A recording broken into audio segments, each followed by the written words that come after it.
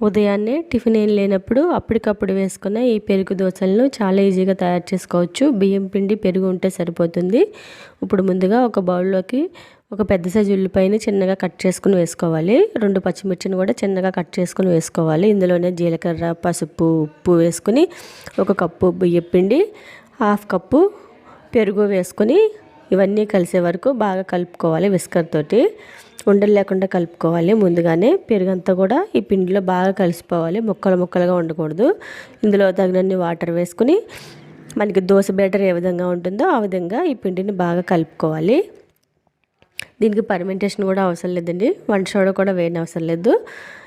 Water వేసుకొని కలిపేసుకొని దోశలు వేసేసుకుంటే సరిపోతుంది. చాలా క్రిప్సీగా క్రంచీగా భలే ఉంటాయి దోశలు.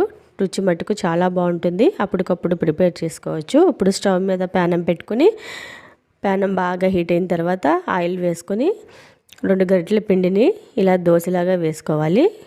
మళ్ళీ గరిటె పెట్టి తిప్పకూడదు, అడ్డుకుపోతుంది. ఇలా ఒకవైపు ఎర్రగా వేగిన తర్వాత స్టవ్ని మీడియం ఫ్లేమ్లో పెట్టుకుని మంచిగా వేపుకోవాలి. ఇలా రెండో వైపు కూడా టర్న్ చేసుకుంటే మంచిగా వేగుతుంది. అంతేనండి, చాలా సింపుల్ బ్రేక్ఫాస్ట్ రెడీ.